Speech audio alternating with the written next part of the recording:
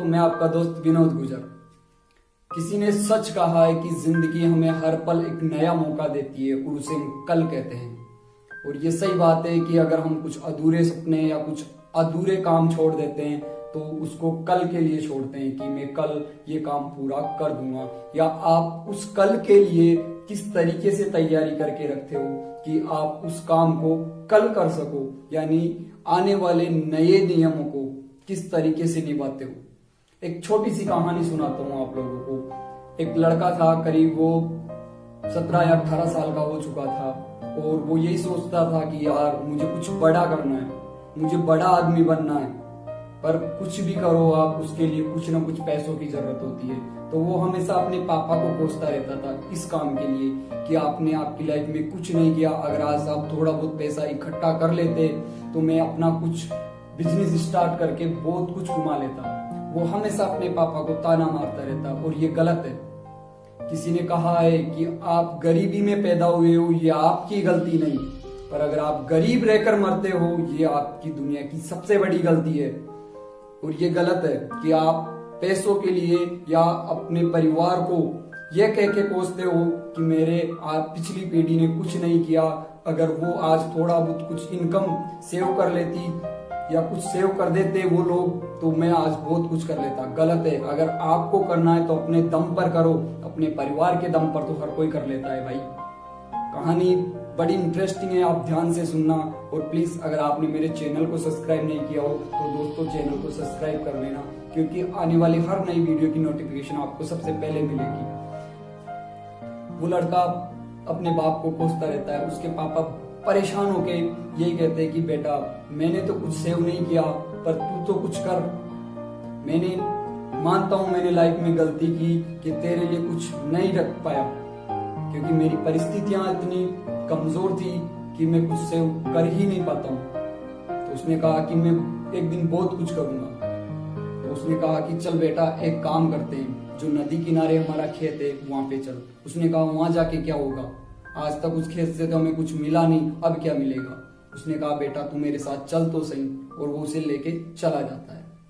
दोनों खेत पे जाके वो अपने पापा से बोलता है कि अब यहाँ क्या है, क्या मिलने वाला है मुझे यहाँ जिससे मैं कुछ कर सकूं। उसने कहा कि बेटा यहाँ नदी किनारे जो अपना खेत है इसमें मेरे दादाजी ने कहा था कि यहाँ कुछ ऐसा है जिसे अगर ढूंढ लिया जाए तो जिस चीज से आप स्पर्श करोगे वो कोई सी भी धातु हो तो वो सोने की हो जाएगी। पर वो इतने सारे ढेर सारे पत्थर है, इन्हीं पत्थरों में से वो एक पत्थर है जिसे तुम्हें ढूंढना है। ये सारे पत्थर इतने गर्म हैं और वो एक पत्थर जिससे तुम्हें जरूरत है उसको वो इतना ठंडा है कि आप उसे महसूस करके पहचान जाओगे। बस तुम्हें इस पत्थर को ढूंढना है। उसने बड़ी कुशलता से मुझे काम स्टार्ट करने की कोशिश की कि यार अगर ऐसा है तो मैं बहुत ज्यादा पैसे वाला बन जाऊंगा और एक दिन मेरा भी नाम दुनिया में होगा। क्योंकि जब ऐसा कुछ होने लगता है तो सबको लगता है कि हाँ यार मेरी जिंदगी पलट जाएगी अगर मैंने थोड़ी बहुत मेहनत की तो। उसने कहा चलो ठीक है पापा, मैं उस पत्थर को जरूर ढूंढ लूंगा। उसने एक दिन गया, पत्थर तराशने लगा। जो गर्म होता था उसे वो नदी में फेंक देता था, क्योंकि अगर वो अपने पास रखता तो वो एक साथ मिल जाते। वो रोजाना आता यही काम करता, एक दिन 2 दिन, तो उसे पत्थर तराशने की इतनी ज्यादा अच्छी तरीके से अनुभव हो चुका था कि वो हाथ स्पर्श करता और पत्थर को फेंक देता, हाथ स्पर्श करता और पत्थर को फेंक देता, क्योंकि उसे स्पर्श करने से पता चल रहा था कि ये पत्थर गर्म है। उसकी स्पीड इतनी तेज हो चुकी थी, यानी वो इतना स्पीड से काम करने लग गया था तराशने के काम में कि बहुत ज्यादा। एक दिन 2 दिन बहुत सारे उसने पत्थर तराश दिए पर वो पत्थर नहीं मिला जो शीतल था और किसी भी धातु को टच करने पर वो सोने की हो जाए। तो उसने सोचा कि यार परेशान हो गया, वो उदास हो गया और अपने पापा को कोसने वापस आके लगा कि मुझे क्यों इन कामों में धकेल दिया, ऐसा कुछ नहीं है, अगर ऐसा होता तो आप कब के इस पत्थर को ढूंढ चुके होते। तो उसके पापा ने जवाब दिया कि मुझे इसकी जरूरत नहीं थी, मेरे पास जितना था मैं जिंदगी गुजार रहा हूँ, तुम्हें जरूरत है तुम ढूंढो उसे, तुम मेहनत करो। उस बच्चे ने सोचा चलो एक दिन और ट्राई मार लिया जाता है। वो वापस गया और उसने फिर अपना काम स्टार्ट कर दिया। और लास्ट में जाके उसे वो पत्थर मिल ही जाता है जो शीतल होता है। पर गलती ये करता है कि उसकी रफ्तार जो पत्थर तराशने की थी वो बहुत ज्यादा हो चुकी थी। वो टच करता और उसे नदी में फेंक देता, और उसने उस पत्थर के साथ भी वही किया। उसने उठाया और उस पत्थर को नदी में फेंक दिया। और 2-4 पत्थर तराशने के बाद उसे याद आया कि यार वो पत्थर तो शीतल था, वो तो ठंडा था, वो वही पत्थर है जिसकी मुझे आवश्यकता थी। पर क्या हुआ, उसने वो पत्थर नदी में फेंक दिया। उसके उस मेहनत पर पानी फिर चुका था जो वो इतने दिन से कर रहा था। उसने सोचा अब कुछ नहीं होगा। वो नदी में वापस उस पत्थर को ढूंढने लगा पर नहीं मिला। वो अपने पापा के पास गया और कहा कि मुझे वो पत्थर तो मिल गया था, पर मैंने बहुत बड़ी गलती कर दी कि मैंने तराशने की स्पीड को इतना तेज कर लिया था कि मैंने गलती से वो पत्थर भी पानी में फेंक दिया।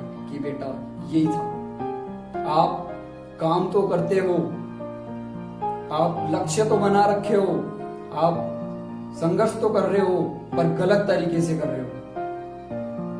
अपने काम के करने के तरीकों बदल दो। अगर जिस दिन आपने इस काम को करने के तरीके को बदल दिया तो आप एक दिन सक्सेस जरूर हो जाओगे। आपको पैसों की नहीं, सिर्फ आपकी मेहनत की जरूरत है। आपको मेरे पैसों से अगर कुछ करना है तो ये गलत है।